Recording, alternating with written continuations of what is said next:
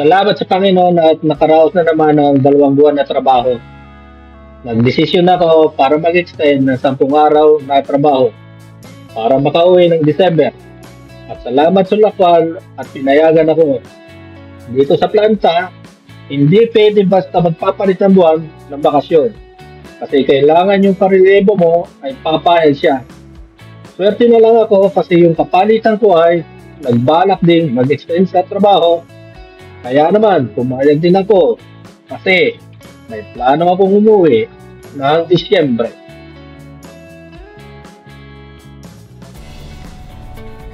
Sa araw na ito, ako ay babiyahe ng 6 na oras bago makarating ng Muscat. Kung saan ako mag-i-stay ng isang gabi. Ito ang madalas na pangyayari sa akin kapag ako ay pauwi ng Pinas.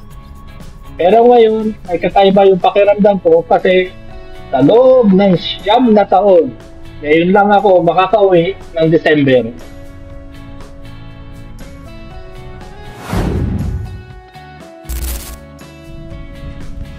So ngayon tayo ay nandito ngayon sa hotel.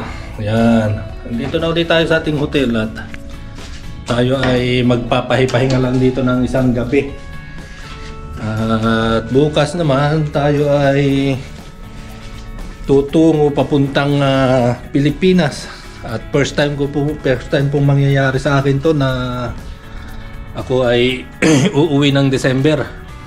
At first time ko rin na makakapag Pasko, New Year. Sa loob ng 9 na taon first time po ako makapag-celebrate ng Pasko, New Year sa Pilipinas.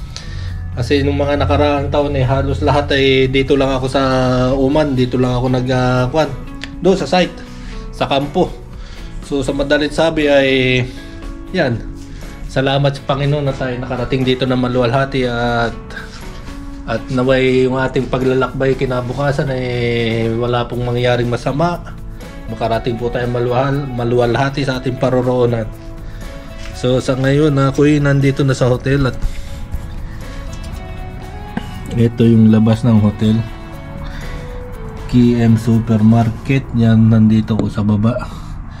Diyan ako pupunta maya maya. So sa ngayon guys ako'y magpapahipahinga at manunood tayo ng konting mga bandang alas 4 ako ay bababa at bibili lang tayo ng konting pasalubong. At ayun ang mga ganap mga guys. So manood muna ako ng konting palabas dito, basketball. Panoorin ko lang yung laro ng Lakers kanina. Okay.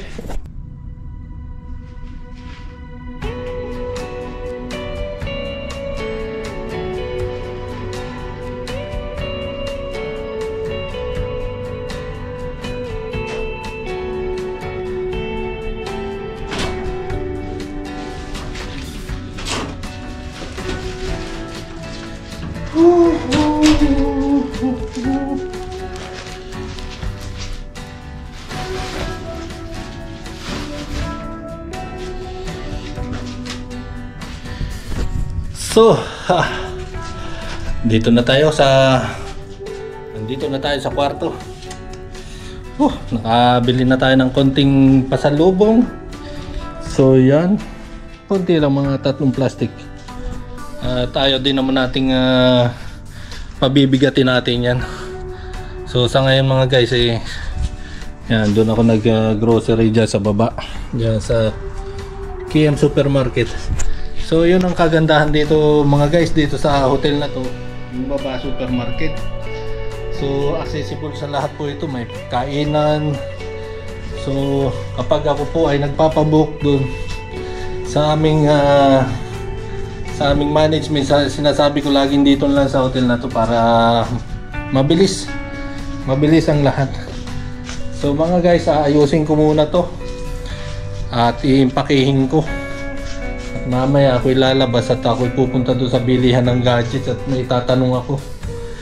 Kasi yung aking laptop ay may problema ang mic. So aayusin ko na. Baka magagawa natin ang paraan yan. So let's gym muna tayo.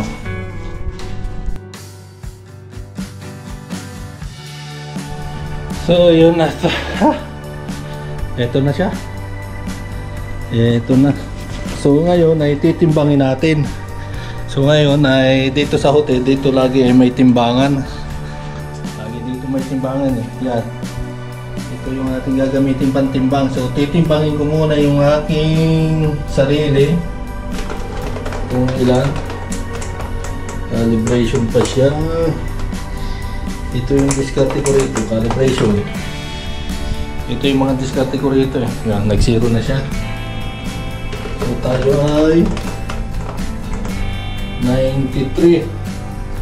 So 93.8. Yan.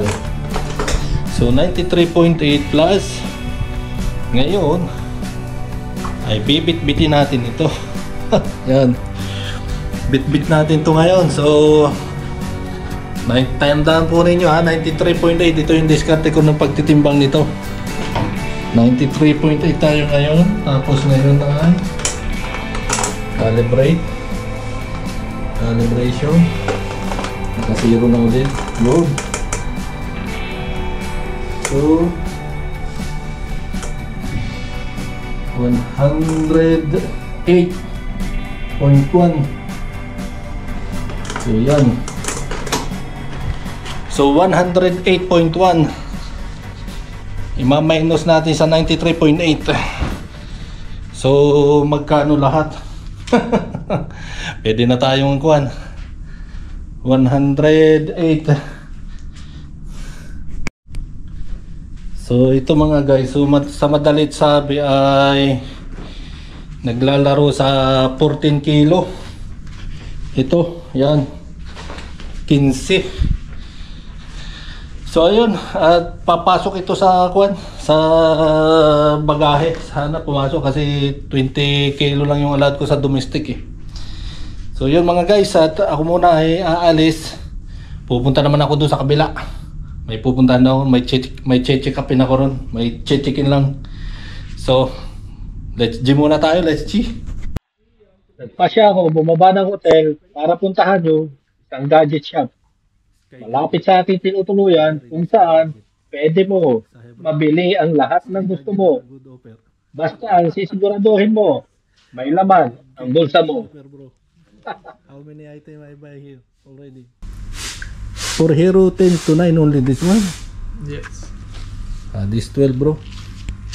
So many gadgets here. Charger bro, do you have charger? Charger for GoPro? Yeah, for Yes, sir, we do have. Just let me check. see now the price is Working. 149. It is working in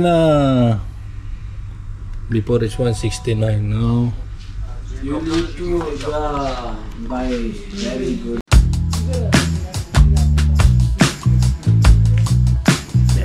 Kay gadget. Kay gadget. Hindi tayo makadito.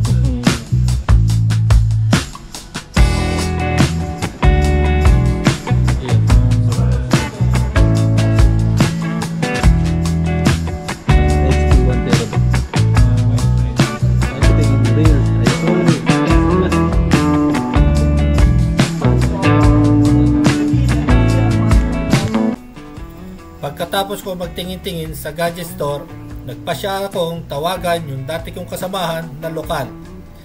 Naghanap kami ng lugar dito sa Muscat na kung saan pwede kaming magpalipas ng ilang oras bago umuwi ng hotel.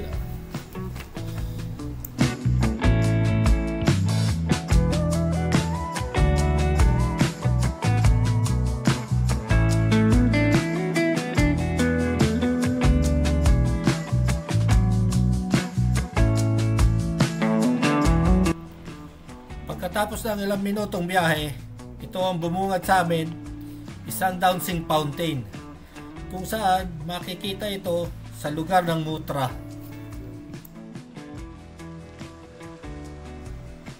Ito yung lugar na dinadayo ng karamihan, lalong-lalo na sa mga expat na tulad ko.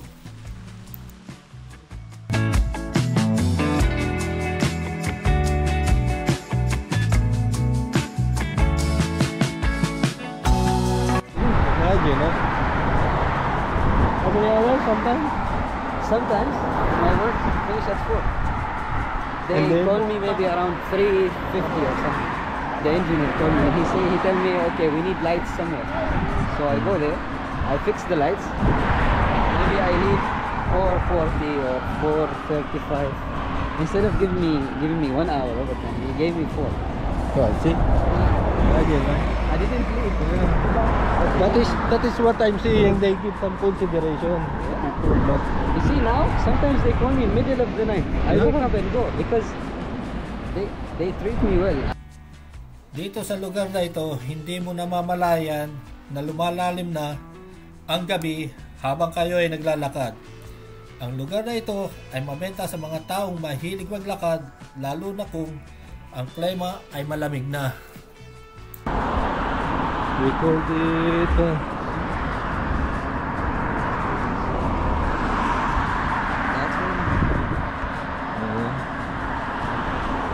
but GoPro, Now I don't know if you can, but GoPro is not. it's not clear. Maybe here it's not clear, but when you take out the video, it's still Maybe if I transfer the laptop, it's good. Can you see people up there? Oh, there? No. I don't think there is. Yeah, no, there is. Maybe there is. We will walk only here, bro. So where's the partner of this? Where is the what? This ship of Mr. This one was for Sultan. Sultan. Yeah, this is two, huh? Two. It was for Sultan Qaboos. That is two, huh? Two. 2 ships? Yeah. Ito yung lugar kung saan mo makikita ang naglalakihang cruise ship ng isang sultan.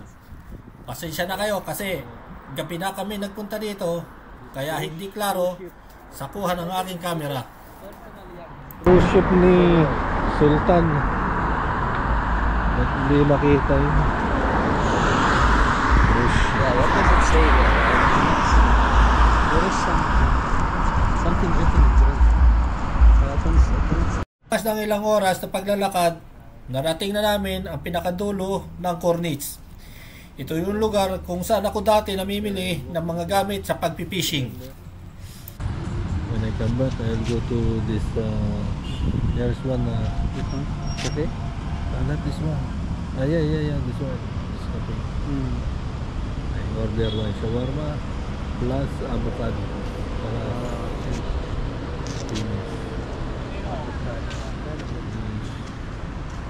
Nasim Hotel, seafood restaurant.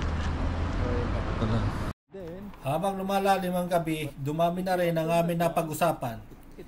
Ito yung typical na usapan ng dating magkasama sa trabaho, na walang ibang topic kundi tungkol pa rin sa aming mga trabaho. But the thing is, how do they receive that? Like, what do they do in return?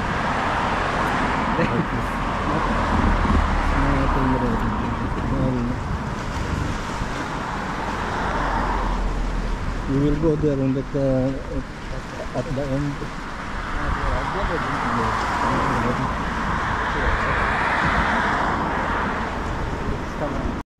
Sa mga oras na ito, minabuti na lang namin na i-focus ang aming mga mata sa mga magagandang tanawin dito sa Mutra. Masayang pagkwentuhan minsan yung mga nakalipas na trabaho, pero minsan darating ka sa punto naman mabubisit ka kapag maalala mo yung mga nangyari sa'yo na hindi maganda.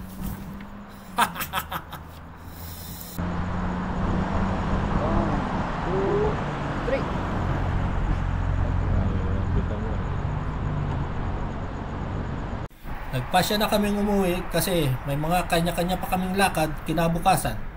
May trabaho pa naghihintay sa dati kong kasamahan at ako naman ay babiyahe pa papuntang Pilipinas kung saan mararanasan ko ang magpasko at bagong taon sa loob ng 9 na taon.